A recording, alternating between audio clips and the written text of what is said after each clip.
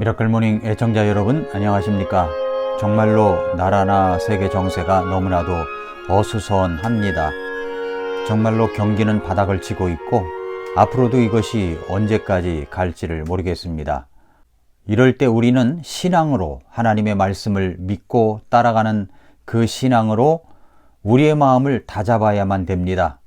어떻게 우리는 우리의 마음을 다잡고 안정된 모습으로 살아갈 수가 있을까요? 잠언 1장 33절에 보면은 이런 말씀이 기록되어 있습니다. 그러나 누구든지 내 말에 귀를 기울이는 자는 안전히 거하며 재난의 두려움에서 벗어나 평안하리로다 라고 말씀을 했습니다. 우리는 지금 하나님의 말씀에 귀를 기울여야 안전히 거할 수 있습니다. 우리는 지금 하나님의 말씀에 귀를 기울여야 재난의 두려움에서 벗어날 수가 있습니다. 우리는 지금 하나님의 말씀에 귀를 기울여야 재난의 두려움에서 벗어나 평안히 거할 수가 있습니다. 우리는 다시 복음의 귀를 기울여야 안전히 거할 수 있습니다. 우리는 다시 복음의 귀를 기울여야 두려움에서 벗어날 수가 있습니다. 우리는 다시 복음의 귀를 기울여야 재난의 두려움에서 벗어나 안전히 거하며 그뿐만 아니라 평안한 생활을 할 수가 있습니다. 오늘 말씀의 제목이 우리는 다시 복음의 열정을 회복해야 합니다 라는 제목입니다. 본문 말씀이 고린도전서 15장 1절부터 4절 말씀인데 그 1절 말씀에서 이렇게 기록되어 있습니다. 또한 형제들아 내가 너희에게 선포한 복음을 너희에게 밝히 알리노니 너희 역시 그 복음을 받았으며 또 그 가운데 서 있느니라 말씀을 했습니다. 사도 바울이 선포한 그 복음은 우리가 갖고 있는 그 복음입니다. 15장 2절에서 너희가 만일 내가 너희에게 선포한 것을 기억하고 헛되이 믿지 아니하였으면 또한 그 복음으로 구원을 받았느니라. 우리는 그 복음을 믿었습니다. 그래서 십자가 복음을 통하여 우리는 예수님을 믿고 구원을 받게 되었습니다. 복음이라고 하는 이 단어는 좋은 소식을 뜻하는 그리스어, 헬라어, 유앙겔리온이라고 하는 말에서 나왔습니다.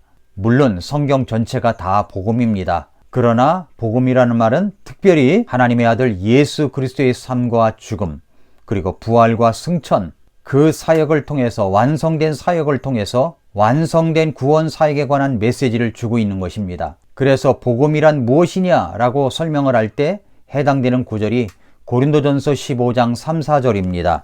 내가 또한 받은 것을 무엇보다 먼저 너희에게 전하였노니 그것은 곧 성경 기록대로 그리스도께서 우리의 죄들로 인하여 죽으시고 묻히셨다가 성경 기록대로 셋째 날에 다시 살아나시고 했습니다. 이 말씀에서 언급한 내용이 바로 복음입니다. 복음. 예수님은 성경 기록대로 우리의 죄들을 위하여 죽으셨다가 성경 기록대로 3일 만에 다시 살아나셔서 부활 승천하셨습니다.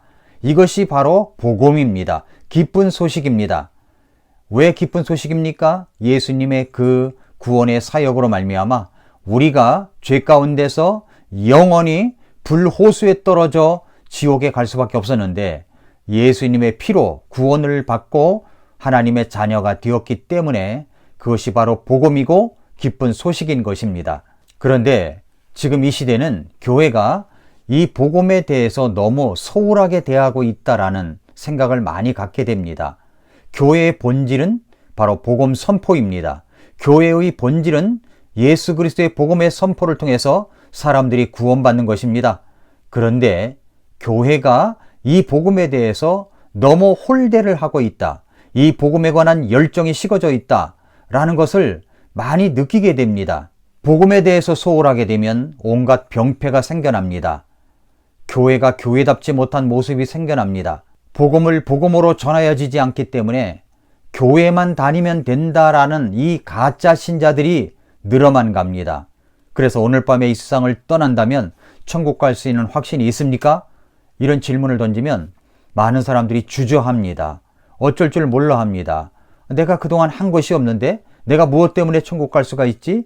난 자신이 없는데 내 죄가 용서받지 못한 것 같아. 이런 생각이 자꾸 올라오게 됩니다. 이 복음을 복음으로 선포되고 또 전하여지지 않기 때문에 일어나는 현상이라고 생각합니다. 물론 그 복음을 거절하는 사람도 있습니다만은 교회가 복음을 복음으로 올바르게 선포될 때 그런 많은 부분은 해소될 수가 있습니다. 이 복음을 복음이 복음되게 선포되지 못하니까 온갖 세상 사람들이 교회를 우습게 알고 저렴한 언어로 교회의 가치를 폄하하고 값싼 언어로 공격해대는 것을 볼 때 정말로 가슴이 아프지 않을 수가 없습니다. 이 복음이란 단어 속에는 우리의 구원의 복음만 들어있는 것이 아니라 하나님의 공의, 인간의 철저한 타락, 속죄의 피, 참된 회개의 본질, 구원의 확신의 성경적 근거 등이 들어있습니다. 저는 이번 코로나 사태를 볼 때 가장 중요한 것은 복음의 본질에 충성을 다하는 것이다 라고 생각이 들었습니다. 여러분, 우리가 어려움을 당하다 보면 정말로 건강이 얼마나 중요한 것인가를 깨닫게 되었습니다. 그리고 면역력이라는 것이 얼마나 중요한 것인가를 깨닫게 됩니다. 그러니까 우리 인생의 본질이 얼마나 중요한 것인가를 알게 되는 것입니다.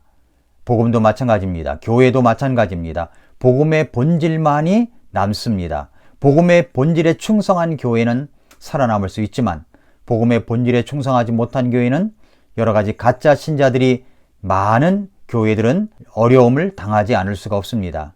자, 이렇게 복음의 본질에 충성하지 아니하면, 복음의 본질에 집중하지 아니하면 일어나는 현상들이 있습니다.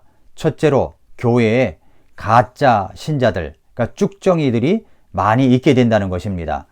두 번째로는 입으로는 하나님을 시인하고 입으로는 믿는다고는 하지만 그 사람의 본질적인 변화, 이 복음으로 인한 변화는 없다는 것입니다. 회개라고 하는 것은 돌이키는 것입니다. 그런데 그 생활을 보면 돌이킴이 없습니다. 그래서 회는 했는데 개는 안 했다고 하지 않습니까? 그러니까 진정한 회개가, 회심이 없다는 것입니다. 셋째, 그러다 보니 복음의 본질에 집중하는 것이 아니라 지역적인 것들, 그죠? 문화적인 것, 생활적인 것, 이런 것들만 관심을 갖다 보니까 변화하고는 거리가 먼 것입니다. 교회의 복음의 본질하고는 거리가 먼 모습이 일어날 수밖에 없습니다.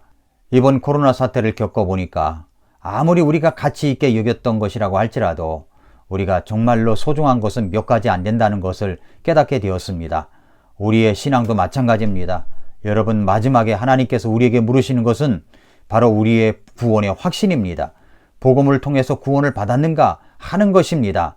그래서 사도 바울은 고린도전서 15장 1절에서 복음을 알라고 이야기합니다. 복음을 알라. 15장 1절에 또한 형제들아 내가 너희에게 선포한 복음을 너희에게 밝히 알리노니.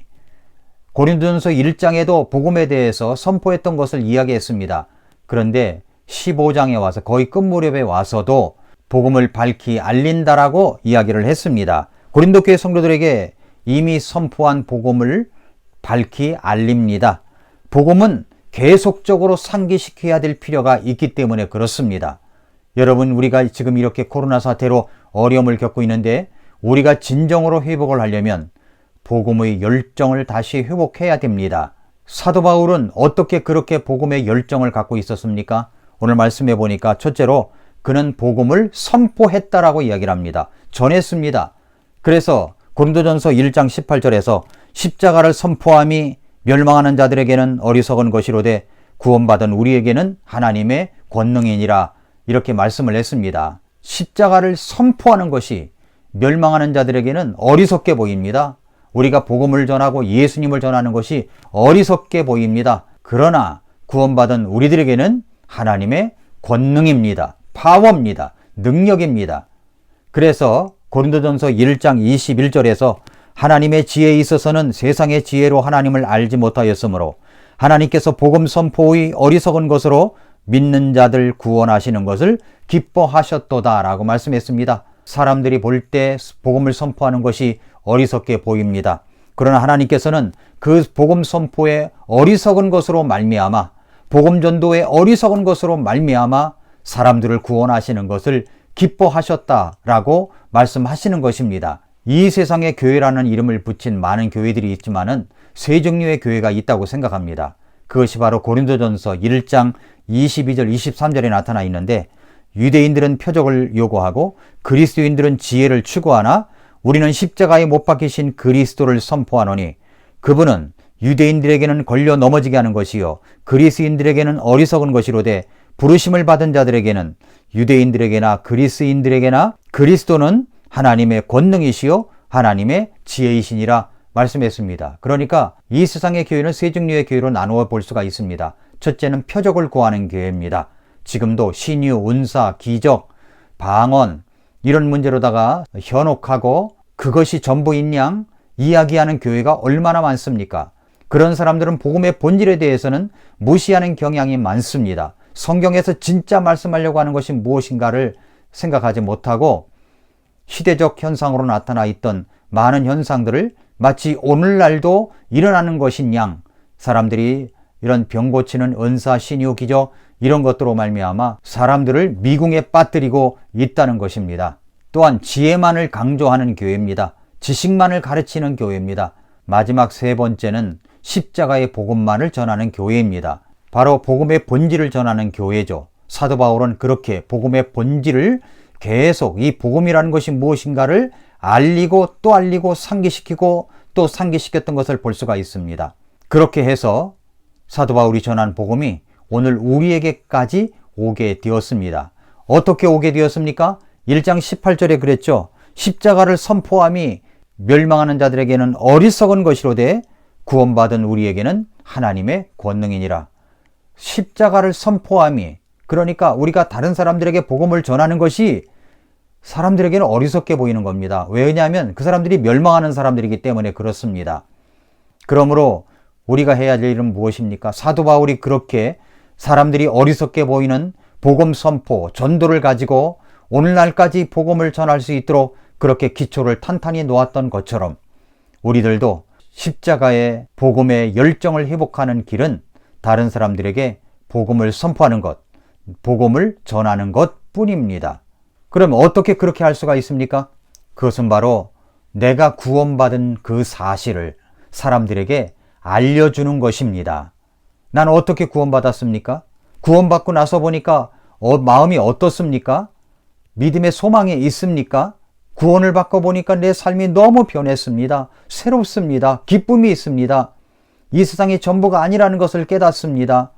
여러 가지 어려움이 있어도 우리 주님 앞에 달려가면 해결할 방안이 보입니다. 또 해결이 됩니다. 이런 예수 그리스도를 믿고 구원받은 것, 내가 죄 가운데서 살다가 저 지옥불에 들어갈 수밖에 없었지만 예수님의 십자가의 복음의 피로 말미암아 내 죄가 다 용서된 것을 믿고 마음속에 예수님을 구주로 영접하였더니 구원을 받게 되었습니다. 이 사실을 다른 사람들에게 알려주는 것, 그것을 다른 말로 하면 구원 간증이라고 이야기를 하죠. 구원받은 사람이라면 이런 구원 간증이 다 있습니다. 그러므로 우리가 복음의 열정을 회복할 수 있는 길은 다른 사람들에게 내가 받은 구원을 알려주는 것, 나누어 주는 것입니다.